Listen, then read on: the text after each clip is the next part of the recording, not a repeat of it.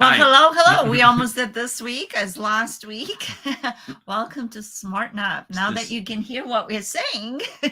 I think the mic needs to show up a flag if it's on mute or something like that. So anyway, Turn me on. All right. yeah, So we are Darryl Milena Weinberg, and we're here on the Smarten Up show at Messianic Lamb Network. yes, We also have School Pods Canada Facebook page and Smarten Up YouTube channel. And we are happy to be with you today. yes, we are, and we have a really really fascinating topic we're going to be talking about today, and I think it's probably one of the most important because this really determines how people think. Learning about different concepts like temperaments and personalities and Mhm. love languages certainly enables us to interact with people more effectively and helps us to understand them. But when it comes to this particular issue, um, it really, I think, sets the stage for the way people think. And it helps us to understand why people think the way they do and why we act the way that we do. Um, I think the most important aspect of all this is that understanding this whole concept enables us to change the results in our life. Because the topic of self talk, or what we say when we talk to ourselves, um, determines the way that we think, the things that we do, and ultimately what our results are in life. And so, if we want our results to change, what we have to do is we have to change the inputs. Mhm. Um, we've all heard the term garbage in, garbage out, and that's why social media is so powerful, is because if we're following the wrong social media, then it's going to produce some really bad results. If we're constantly bombarding our minds with the wrong stuff, then that is going to affect us in many profound ways. Right. So, self talk really arises from our beliefs and our thoughts. And those are shaped not only from what we're exposed to, but, well, it's really what we're exposed to, but also how we process the world. And, I have been teaching at our pods how we tend to gravitate towards negative things. Hmm. And it's really an effort to start thinking positive, to start, a famous social thing now is POV, point of view, kind of changing your point of view, so that you start seeing the positives and you start thinking successfully, really. Well, it's interesting because a number of years ago, we were having a conflict with certain family members. And at one point during this whole dialogue that we were Mhm. going through, we were told, well, you have to change your opinion about us. Right, right. And in order to be able to do that, it's not something that you can just, change on a dime and say, okay, well, I think of you this way. Now I'm going to start thinking of you this way. Because how we view certain things is based on our programming. It's based on um, our belief system, and our belief system is based on what goes in there. Mhm. So in order to be able to change our opinion, we have to Mm. actually have a different belief system, and that doesn't just change because we will it to be so. Right. And this is where we kind of want to caution today, because there's a lot of um philosophies out there Hmm. that the manifesting what you believe and visualize, which is, they're good techniques to visualize and Hmm. to um but without God, we can imagine and visualize and will things that are not good, Yeah. but they're kind of self-serving and so forth. So really, we need to look for balance and the things. And we also cannot, there's a trend now I see in young people that there's this um, well, virtual reality, really Yeah. creating alternative reality. And so we want to see reality. We want to see our world. We want to see things around us and for what they are, and then take that and be resilient and take that. And when we say positive, we're not talking about kind of fake positive, but we're Mhm. talking about seeing, like the expression silver lining. And when you see clouds, there's rain, but there's Mhm. sunshine comes after. But and you and I have seen through our experience in life that often in life things don't go the way we want to. And Rarely do they go like the lighting right now that's washing us out here. So oh I, well, I mean, yeah, we can. There you go. I think we were okay. no, it was. All right. So now you need to go back to what we Okay, had there we before. go. All See? righty. So I actually do have some pigmentation in my face. I'm not actually a ghost. One day it will show through. So anyway, so we were talking about gosh, things not going the way we want Yep. to. And it is not helpful to escape into alternative reality, right? But is to look at what we have and see what. How do I turn that off? It seems like everything is going off at this point. Yes, indeed. As we're chatting with you here. But self-talk, so really, how do we go through things in life? How do we remain who we are? How do we maintain truth? Because another trend nowadays is the fact that you know truth changes. There's my truth, your truth, Yeah, I and addressed this past Saturday in my message that yeah. there's only one truth. What our beliefs and what our perceptions are really don't determine what truth is. And it's really a sign of extreme arrogance to think that what we believe defines what truth is.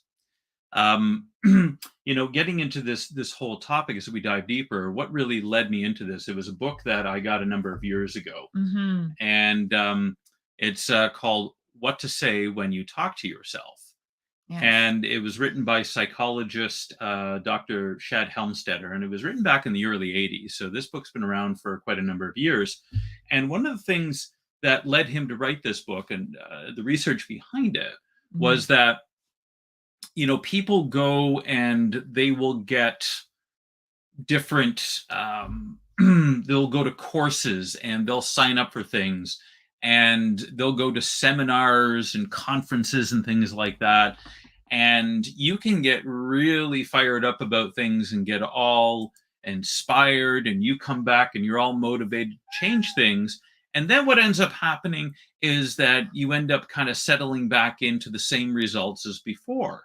Mm-hmm. And I mean, I've certainly experienced this. I've approached this and that and the other thing, and taken this course, and yet the results don't seem to change. And he said, why is it that you can get some of this fantastic information, and yet it doesn't change? It doesn't produce long-term results. Is really what he's saying. Is that why, for instance, do a lot of people sign up for the gym as a New Year's resolution, and then the vast majority of people are done by beginning of February, beginning of March, maybe. If you've lasted 2 months, you've done really well. Yeah. The majority of people, even though they have purpose in their heart and they said, oh no, we're going to do this, and they don't. I'm going to start doing this, and it doesn't work. I'm going to start reading, I'm going to all these different things. What is it that prevents us? And so what uh, Helmstetter was saying was Yes. that what is the key to long lasting success? And what he began to realize is that he had a 5 step program, or 5 step process rather. Mm-hmm. And I cover this actually extensively in my book on the chapter on anti-Semitism and what brings us to this point. And Mm-hmm. so he says that behavior is determined by our feelings, and our feelings are determined by our thinking. Our thinking is determined by our attitudes. Mhm. Our Mhm. attitudes Mhm. toward things are determined by our beliefs. Mhm. But there's one more step to that. Where do our beliefs come from? Because we do not come out of the womb with a set of beliefs. All we have when we are infants is instinct. We know to cry when we're hungry, and we know to, coo and things like Mhm. that when we're happy. But belief systems are determined by the inputs that we have. Mhm. And those inputs are what's called our programming. Yeah. And our programming, so if you reverse the process, programming determines our beliefs determine our attitudes determine our feelings, and our feelings determine our behavior. So if we're going to change what our results are, and our results are determined by the things that we do, then we have to go all the way down and we have to start changing what it is that we're putting into our minds. Understanding how the mind works is so very important. And you can compare it to a computer, because there are a lot of people who believe that the personal computer was actually Yeah. modeled after the human mind. And so Yes. in the computer, you have three different components.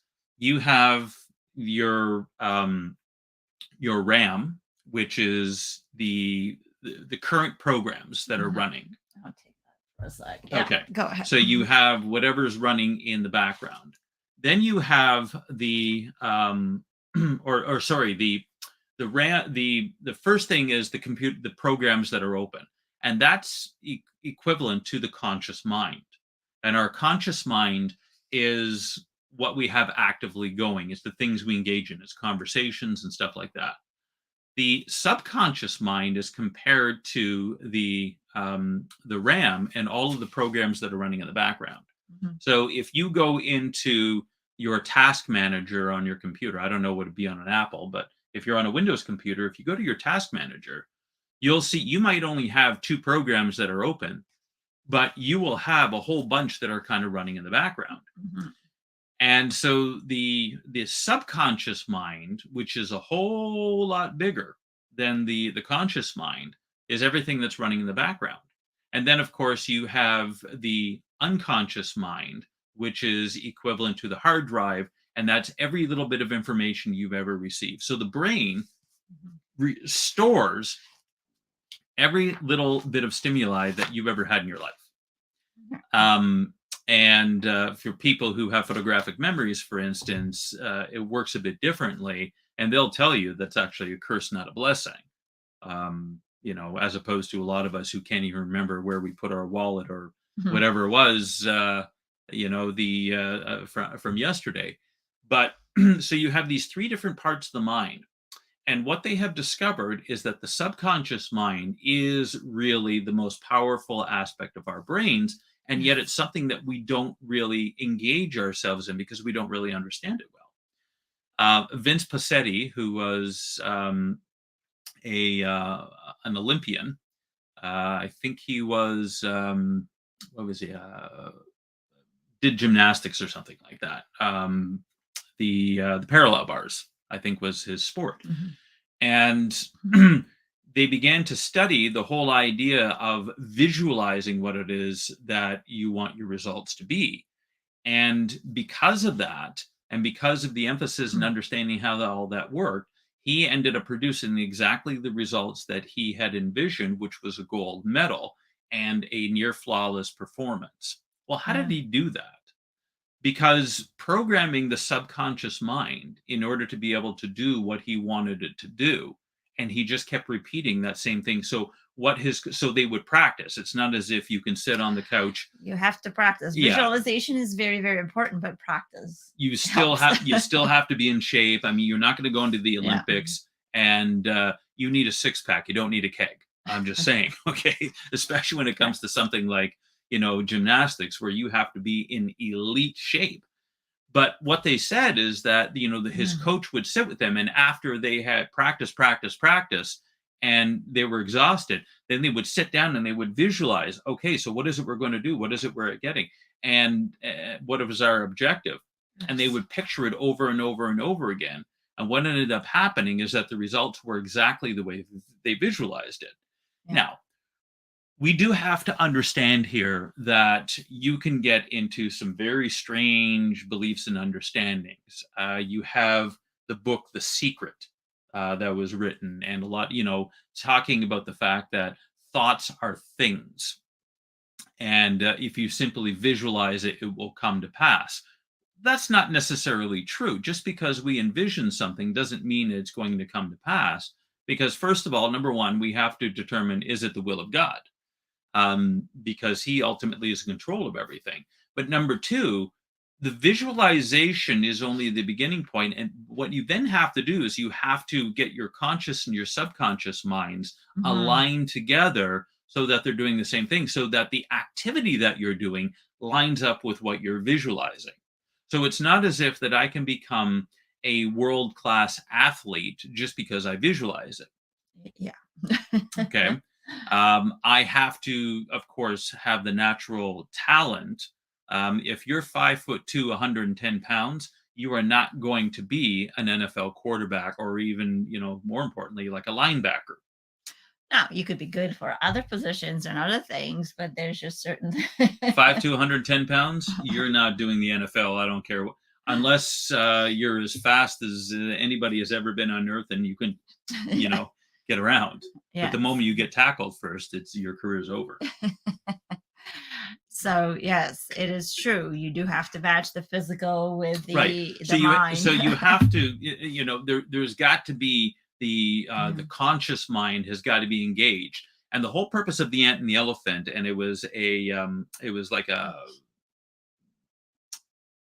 allegory. Allegory is the word, yes. Okay. It was a metaphor for the elephant is the subconscious mind, the ant is the conscious mind. Mhm. And the problem that most people have in the results, and you'll find this when there's a lot of people who do things like self-sabotage. Yes. And that is because there are beliefs that they have that are contrary to the results that they want. And Mhm. we'll kind of explore what those things are in a moment.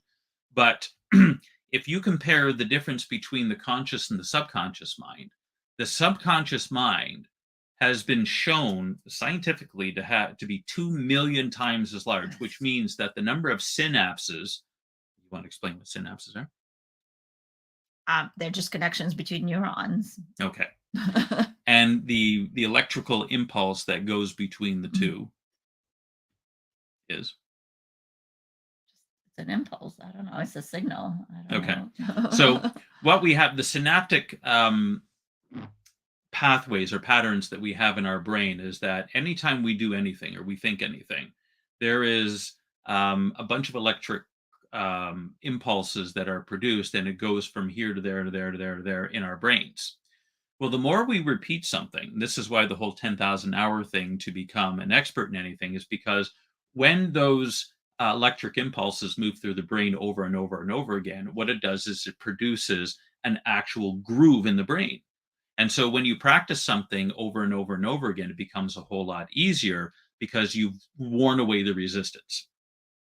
Well, it's almost like your neurons are more easily receptive to Yes. the signal, if it is practiced over and over and done Right. over and over again. So, but Yes. in their studies, what they've determined is that in 1 second of activity, the conscious Yeah. mind, which operates with words, okay, so you will. It's what you're speaking. It's what you're hearing. Has about 2,000 neurons that are firing in one moment or 1 second. The subconscious mind, on the other hand, operates in pictures and images and things like that, and they've established that in 1 second of activity, there are 4 billion neurons that are active in Mhm. that same second of activity. So 2,000 versus 4 billion, you've got 2 million times. And so when Vince Passetti wrote The Ant and the Elephant, he said that that's the comparison, that your conscious mind is like the ant, your subconscious mind is like the elephant. And most people are trying to get results in their life dictating which way the ant is going to go, completely ignore the elephant. Mhm. Now, if it so happens that your elephant and your ant are aligned, then okay, you're nothing's going to stop you. But the problem occurs is when we have beliefs that are counter to what our desired results are, and it can Mm, happen from trauma, it can happen from false things that we have come to accept that we were told, going back to the programming. Then what happens is that your ant and your elephant are going in different directions, mhm, and what is going to win every time? Obviously the elephant, because it's just so much bigger. The ant cannot control which way the elephant. If you have a civil war between the two, the elephant is going to win every time. And so, even though I might desire this, if my subconscious mind is telling me this, because the subconscious mind does mm, not have the ability to differentiate between truth and a lie, it only knows what it's been fed. And so this is why advertising is so powerful, mm, because they operate at the subconscious level, not the conscious level. They can tell you whatever they want. It's the images that they produce and the feelings that it generates, which is going to determine which direction our brains are going to go. So, in the whole concept of programming, what we have to do is, if our ant and our elephant, if our conscious and subconscious minds are operating with different messages, then what we need to do is we need to change what the subconscious mind is being fed in order to get it to come along with the conscious mind. So, what our goals and aspirations are, I want to be successful at this, but I believe this. And the reason I believe this is because I've been given false programming. Okay. Or I've been given untruth in the programming. Programming is neutral, it's neither true or false, it's just what it is. But if I've been fed a lie, if I've come to believe a lie about myself, that, let's say, for instance, I grew up in a household where there were anger issues with my parents, mhm, and I was told, because the parents were struggling, this, that, the other thing, that you're stupid, you'll never amount to anything. The mhm, damage that that can do to a child is catastrophic, mhm, because that child will eventually grow up to believe that they're stupid and they will never amount to anything. If there's divorce in the family mhm, and the parents go to war with each other, and usually it's the mhm. children that are the instruments of weapons that the parents use against one another, mom can say, "You're just like your father," or "You're just like your mother," or you'll be exactly like your father, who was a drunkard or something like Mhm. that. Children will believe this stuff. Well, when you're told something like that, you start seeing it. It's like, oh Mhm. yeah, okay, so this is an example of that. I can see that. Oh yeah, they're right. Um, and it comes to like what you're looking for is what you'll find Yeah. as well. So Or you can come to believe something. Let's say that let's say you were, God forbid, abused by someone when you were either physically or sexually or something like that, or emotionally, and that particular person you then believe represents all people of that. It could be gender, it could be it could be an authority figure, whatever. And if you start to believe that all of those people are like this, yeah, then you're gonna why do so many women get involved in abusive relationships? they um accept it as normal. because they accept it, Yeah, because they believe that they they're not deserve it. worth. Yeah, they're not worth anything else, or they deserve, or whatever. And so, even though Yeah, they're profoundly unhappy, they keep getting attracted to that, and that's the power of the subconscious mind. yeah, Even though thoughts aren't necessarily things, what thoughts do become is what drives us. And if you have 4 billion versus 2,000, unless you change the direction, unless you change the programming of what the 4 billion neurons are getting, because remember, in pictures and emotions, colors, things like that, that is what you are going to believe. And so, if we start changing the programming, mhm, then we can start changing the results. But until you do that, until you start confronting the lies that you have believed, I'll never amount to anything. And people who believe that, no matter how hard they try, they continue to fail, because at some point in time, what your subconscious mind tells you is that, wait a minute, why are you trying to be successful in sales, or in school or something like that, when you're a loser? Because that's what we were told. And Yeah. you're never going to be able to overcome that until we change the self-talk. Yeah. Yeah. Um, and as you were talking, I was thinking also sometimes we may try to convince ourselves of something, but like in the subconscious, we don't really believe it. Yeah. And they and time comes in our lives when there's a true test, Yeah. and what we truly believe truly comes out. Hmm. And so we have to also take those chances and Yeah. and prove ourselves wrong, like not Hmm. because it is not about thinking, but also taking a chance. And I was thinking of the example, I don't remember who it was, but wanted to go on a tightrope across Niagara Falls It with a was, wheelbarrow. oh, that was Walenda. Was it Walenda? Yeah. And so when he asked the audience, "Do you believe I can go across with the wheelbarrow?" Everybody believed that, right? Yeah. And but when he asked for a volunteer from the audience to go in the wheelbarrow to go with him, and nobody volunteered for some reason.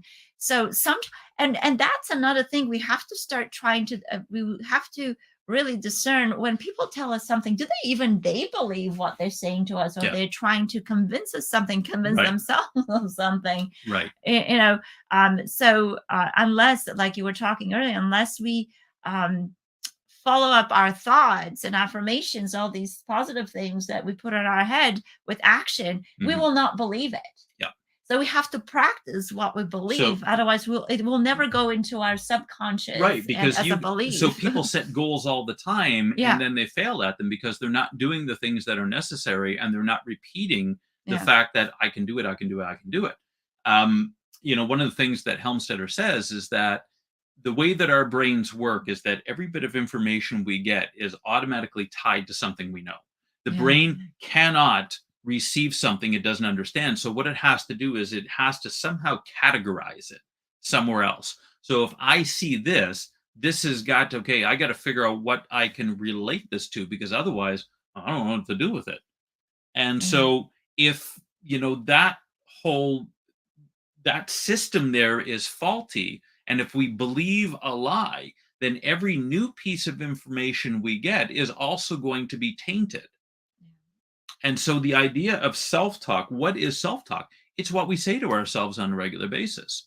And one of the funniest things that he says in there is that if anybody else talked to us the way that we often talk to ourselves, we'd punch them out.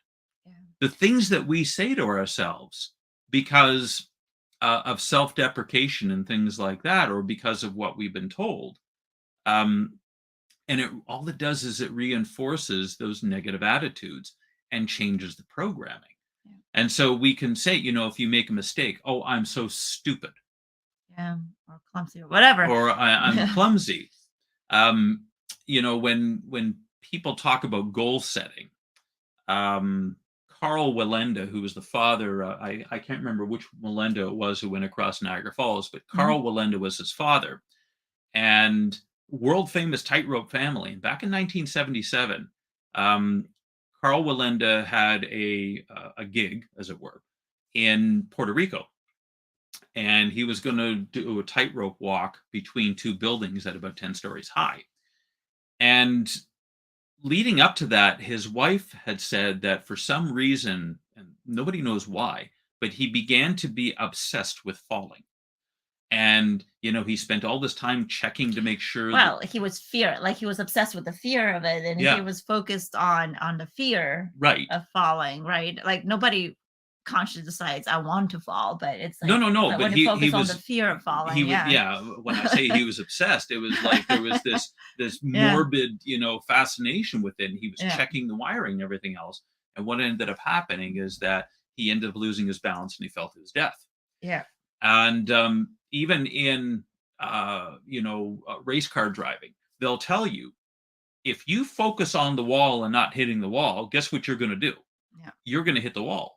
But if Yes. you focus on the finish line, Yeah. that's so whatever and this is how powerful our minds are. And we, 4 billion neurons, that's a lot of neurons. Yeah. And most people are going through life completely ignoring as to how that works and trying to work against it, Well, as a well, matter of and we fact. focus on our fears more Yeah. than the things that could go right. Like we talk about what could go wrong rather than Yeah. what could go right. And because our fears are kind of stronger, it's more intense feeling than our confidence and belief. Hmm. And so that's what will happen. And this is why when we teach and speak to one another through children, we have to be very, very careful, because children, you see, as adults, we already have some belief systems, things that are built, but children are blank slate. They don't have enough Exactly. experience in life to know whether what you're saying is true or not. They Right. just take it, okay, well, if they tell me so, it must be so, because I don't know any better. Yep.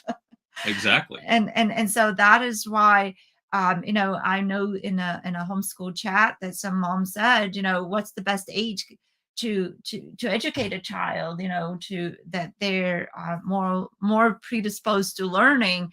And she was just saying it in terms of the fact that the child, they were struggling, the child was being resistant. And different people were saying, oh, leave them till later or whatever, but really psychology says that between the age of, I think it was 4 and 7 was the biggest learning experience. Like even before that, like from Well, toddler age to 2 to, between 0 and 5 is when the vast majority of their brain well, cells that's are the brain produced. grows the most, and Right. there's a lot of learning happens. But then like the Right. actual really the optimal age for learning ends at about 7 years old, Yeah. and then after that becomes more of a struggle to do. And so I just want to dispel through psychology the fact that I have seen even families, and listen, you do follow your child's unique development, but to have a child, I've seen children at 9, 10, 11 years old, they're struggling with reading still because they haven't been kind of made to do that. Yeah. Because yes, learning happens naturally at a young age, so that is the easiest, up to the age of 7. But not everything a child wants to learn and wants to do, just like we as adults, we don't. And so we need to also put ourselves in some kind of discipline, just like our thought self-talk is a discipline, because Very we much so. tend to gravitate to certain things. So everything is also has to do with discipline. Hmm.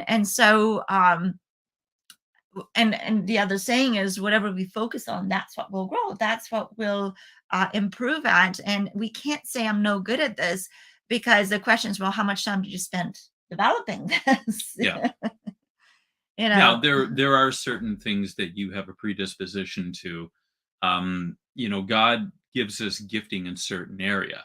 So no but it matter, still needs to be well, practiced. of course it needs to be practiced. Yeah. But what I'm saying is that there are certain things, no matter how hard I try, I will never be good at. Right. And I know how you discover what you're predisposed to do. You get more joy out of it. So that Yeah. is fine. But at the same time, as we talked about, our feelings should not be determinant of what we work at. If we need something to develop a skill or something, Yeah. we can't say, well, I'm no good at this. Just about every skill in life is something that we can develop and improve at. How proficient we get at it is, different for different people, but you can always get better at something. Well, one of the things that Chris Brady, who is the CEO of Life Leadership, says Yeah, is that over time, the tryhards always are the more successful. So it doesn't matter how much natural talent and gifting that you have in a certain area. The ones who work the hardest, because when you get to an elite level of something, you're going to have a whole, it could be music, it could be sports, it could be in academics, a certain, thing that you're doing. It could be watchmaking, it could be underwater, welding or basket weaving, whatever it is. You're going to have an elite level of people. The ones who will always separate themselves from the pack are the ones who put in the time and develop those absolutely. neural pathways Yeah, and put in the 10,000 hours, as Malcolm Gladwell quotes yeah, the study in his book Outliers. yeah, And so what we have to make sure of is that we are putting in the programming that we are getting. Like, take for instance racism, and I talk about this in my book. I said, where does racism come from? Racism is a taught concept. behavior. Yeah, Okay, because when we may be suspicious, if we're not exposed to it, if you live in a homogenous community, and all of a sudden someone of another skin color or whatever comes in, you might be naturally suspicious, but a hatred of those people is a learned behavior. You Yeah. put kids on the playground and all they're interested in is playing. Well, I have to tell you, I mean, I grew up in a, like we're talking with the kids today about behind the Iron Curtain. Yeah. I grew up in Eastern Europe and we weren't allowed to travel and mingle and mix. And now I happen to live in a city where there was a big university. So occasionally we would have a student, international student from different race. And I have to tell you, yes, I recognize them as different. Like even my grandmother had somebody who was renting a room, a student who was renting. He was Vietnamese, I believe. And I remember my cousin and I, we were kids at the time.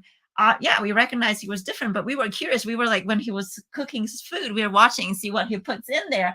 We never had a hatred towards him. It wasn't like we had curiosity, but we didn't dislike anything because we didn't know anything about that person, Only right? with the food. Well, the food smelled good too. and so when I came to Canada, the same thing. I was actually excited to be able to learn about all these different cultures. It could be my personality, somebody who's more open and trusting and so forth. But at the same time, I had no reason to distrust these people other than to be curious about, so what makes them different? What do they do? What are their customs? Right. And I have to tell you, when I was doing my teacher's college, and a lot of so I did my teacher's college in the States, and in one of my classes I found out that a lot of teachers in the States are white, Yeah. and they really didn't know much about their culture of the other races. And you know what, and I was thinking, as I was listening to how they were speaking, I thought, well, if they were born here, they have the same culture. Just because they have different skin color doesn't mean that their culture is different. Now, if they are new immigrants and they bring different culture, then ask them about it. How do you make friends? Ask them about who they are. You don't know anybody. So, yes, a lot of the negative things are being taught, like all these fears and things like that. No, the fears arise from negative experience. But if you've had no experience with certain people, Right. then how could you think negative of them? Yeah. And so, I read a book called Yeah. it's called Musical Truth. Yeah. And it was written by a former DJ in Great Britain. And he talks about how the music industry is used in order to facilitate a certain agenda. And one of the chapters that he covers is the whole introduction of gangster rap and where that all came from. Yeah. And what gangster rap really was, as the hip hop industry was beginning to start to flourish back in the 80s, there was apparently a meeting of record executives in an office, and what they determined and what they decided was that they were going to take the hip hop and rap industry and start to introduce more sexualization, more bad thinking, and put it into the lyrics. And here's the reason: and you're not going to believe this if you're not already aware of it. The reason why they decided to do this is because the US is primarily a private prison system country, meaning that the prisons are run by private entities. And the more inmates that they have, the more lucrative it is for them, because they get essentially, well, first of all, the US government pays for it. So each prisoner is a client for them, as it were, and they can also use them for cheap labor. So it's to the benefit financially for these companies to have more inmates. Well, how do we do that? If we start changing the culture and we start changing the inputs, so you introduce gangster rap, and what happens is that becomes more negative, and they glorify violence and things like that. Well, what ended up happening to the Black community in the United States? You had a steady slope down of these young kids who thought it was cool to belong to gangs, and who, to sleep around, and, single parent family is, as the whole idea of marriage was disdained and everything else. And what you created, a generation later, was a boon for the prison industry. And I have to tell you that a lot of people from the Black community are like, they're appalled by this kind of Well, thinking, you and look at they're like, someone like Candace Owens. I mean, a lot of them Yeah, strive for education and just to be, yeah, viewed and, their own community to embrace that. I'm sure it's hurtful for them to see that that very community much is so. destroying itself. And Yeah. that, the number one thing that is hurting the Black community, especially in the United States, is single, fatherless households, because it is proven that young children, especially boys who were raised without a father, will go looking for that affirmation from Yeah. another male figure. And where are they finding it? In the gangs. Right. Well, and a lot of young people who belong to gangs, and actually, I've worked in high school in Toronto, Mhm. and and some of them were in gangs. It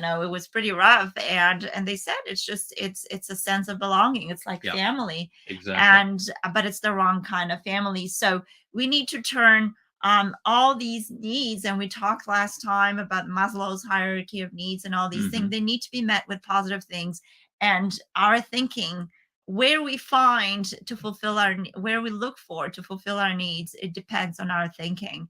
And so I just have a little bit here on a So, positive self-talk once, so just what how to achieve Yeah, it. so what is self-talk is the question we got to ask. And what self-talk is the things that we say to ourselves. And Mm, so how do we take control of that? Well, what we do is we got to make sure that we have things like affirmation statements, yeah. and that we're telling ourselves what we really want our results to believe. You and I are mentoring this young couple right now that just we Yeah. married this past weekend. And, a couple of years ago, the young lady had lived with us for a bit and it didn't work out. The timing wasn't right. But I had said to her, if you don't, stick to this, this process, you're never going to become what you're supposed to be. And you're always going to end up in failure. And she left and she She said, was determined to she get said, it. that is not true, and began to work on herself. And so it was kind of like I put forth the challenge to her, and it ended up working out in this case. But how many She people did improve quite a bit. she Yeah. did? And there's this hunger for self improvement, but most people don't have the ability to do that because they're not getting the right inputs. And so what self talk does is that if you continue to say what you want your results to be, what she said that she wanted to be, and she began to focus on it.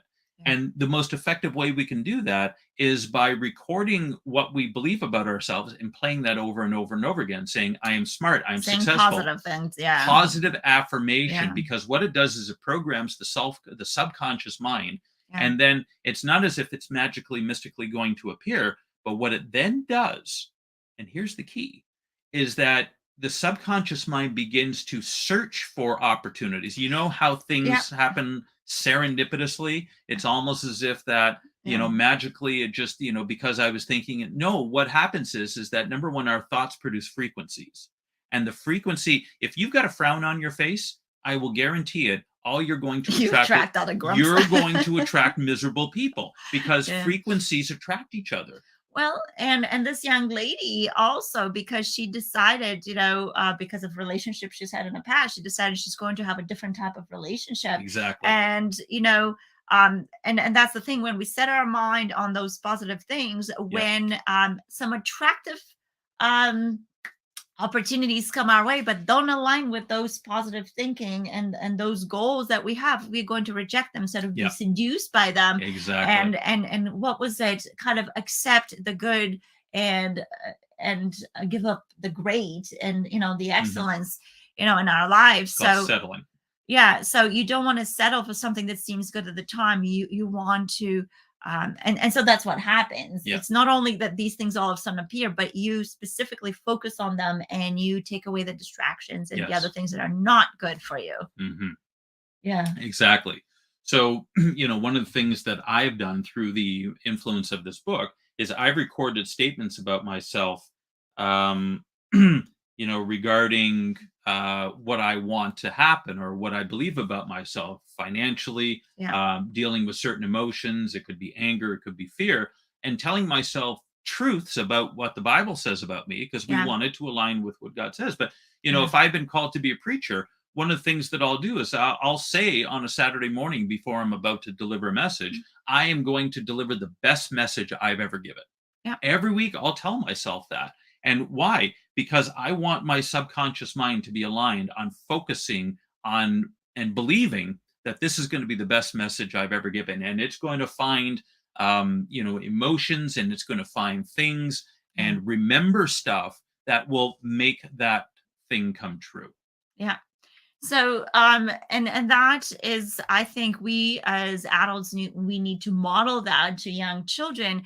But because, and again, and so much in the past, I've talked about that frontal lobe and how children, Hmm. fears and negative things, disappointments are so Yeah. big for them. They tend to focus on them. So we need to help them Hmm. get out of that limiting beliefs and that negative self-talk. Hmm. So, when it comes to children, positive self-talk for kids is when you talk to yourself in a positive way, also known as encouraging words, positive mantras, is important because it helps children perform at their best, even in challenging situations. Hmm. And I have to deal with that with children. When you're a teacher and, kids expect that the first time you show them a skill that they'll be good at. And if they're not, they're like, oh, I don't want to, like, math sucks. I hear that Yeah. on a daily basis.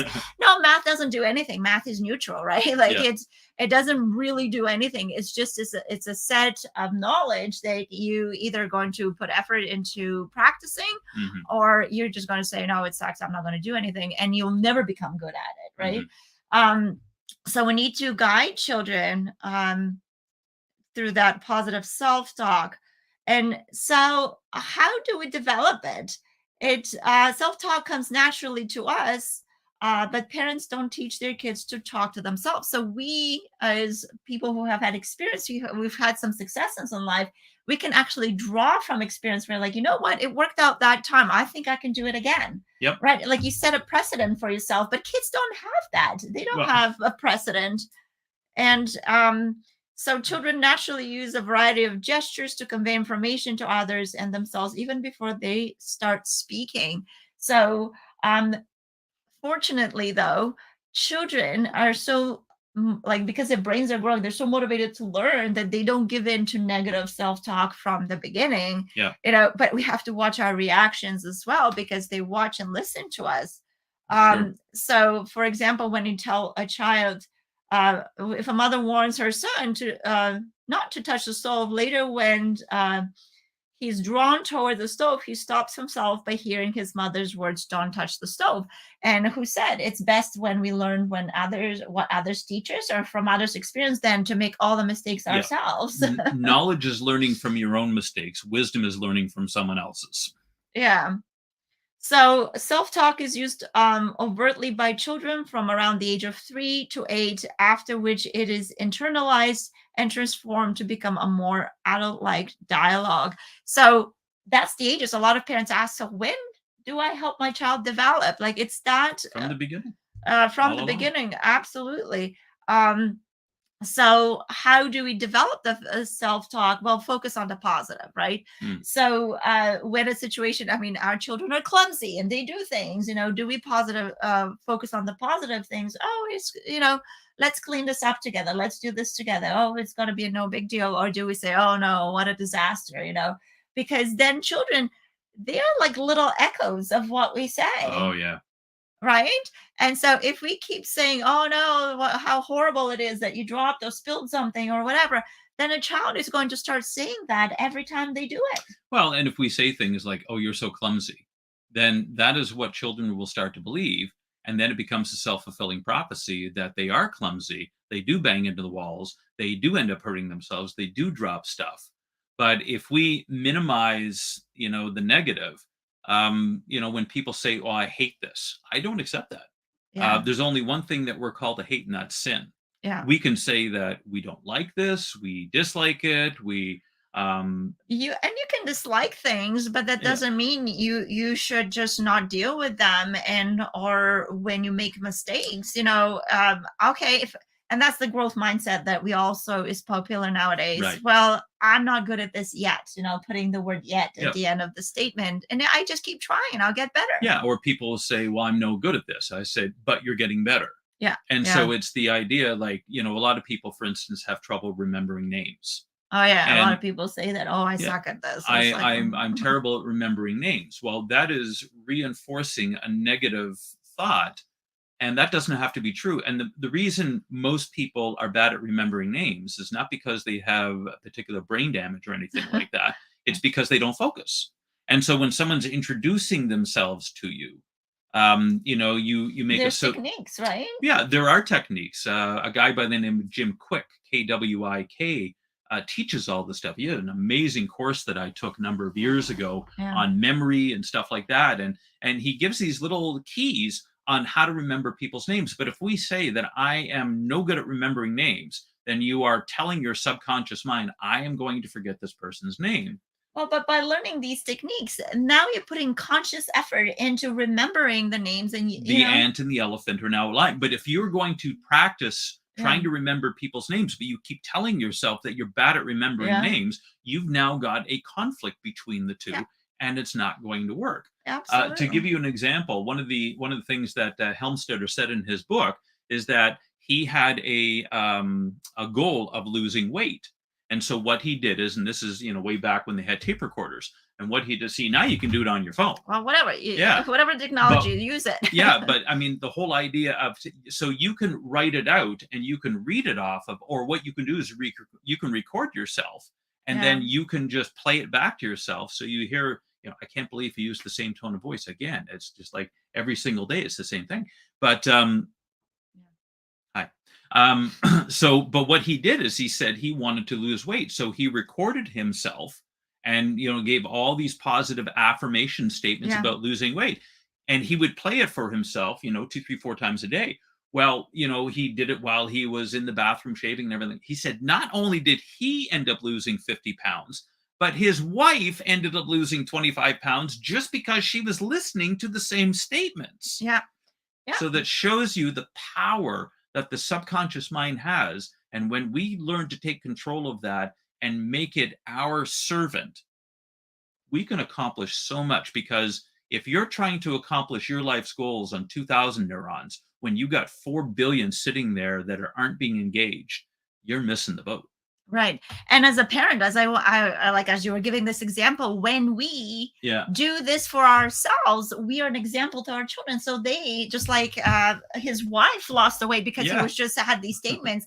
We are not only, we don't do this positive self-talk just for ourselves, but we do it to be a light to others. And that's why I've just some of the points I wanted to make today, that we need to help our children make those positive statements for Yeah. themselves. They will not naturally sit down and do it. Like, we as adults have a little bit easier time of disciplining ourselves, so you have to help them. And actually, I was in a secondhand store, and I found, like, we still have them in our son's room. These positive statements, Yeah. there's little pictures, and we hung them on the wall. And you know what? He liked them. Yeah. When we moved, he's like, I want them back up on my wall. Mhm. So it feels good to think positive of yourself. So let's encourage our children. We have to replace negative self-talk. So Yeah. whenever you catch yourself or your child saying something, say, okay, now let's change that into a positive statement. Yeah. I even found a worksheet where you can make a list of the negative phrases that you tend to repeat in a child through the day.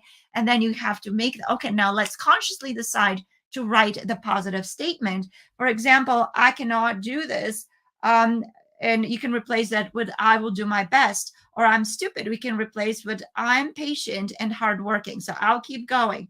Or, I don't like myself could be replaced with, I accept and love myself just the way I am. Now, uh, we are good to be who we are, but we can always keep improving. So Yeah. we have to make sure that we also teach growth mindset. And so we have to help our children and those around us to stop, but we have to learn that Yeah. discipline of stopping ourselves So first. when it comes to, and we got to wrap it up here because we've already come to the end of our hour, believe it or not. We could go on for another hour about this. Yeah, well, that's why I wanted to Yeah. take the few But what we want to points. do is, when it comes to our self-talk, we want to be very specific, especially when it comes to things like goal setting. But when it comes to what we believe about ourselves, we need to make sure that we are envisioning all that we want to become and then talking ourselves into it. the power of the subconscious mind is beyond what most people have the inkling of. And if you focus on it with these positive affirmation statements, dream boards, Yeah. visualizing what it is that you want to become and what you want to achieve, there is literally nothing that is Yeah. beyond our grasp. And we need to hold each thought captive to the obedience of Messiah, so that we Exactly. have to emotionally have develop emotional intelligence, so that our emotions do not make us run to those thoughts that are not Exactly. good for us. So let's think positive, and let's change all those negative self-sabotaging thoughts into And positive. not only do we think positive, but we have to say positive to Yeah. program, because what we hear and what we read will determine what we think. Appreciate everybody being here this week, and we'll look forward to seeing you next week right here on Smarten Up Biblical Education Principles. Have a great week, everybody. Bye. We are richly blessed to bring you what we believe is the fullest, most diverse, yet up-to-date progressive teachings, discussion, and prayer programming you can find anywhere on this planet. Be sure to take the tour of the MessianicLambRadio.com website. I'm Susan Hoogie, thanking you for joining us on the Messianic Lamb Video Network.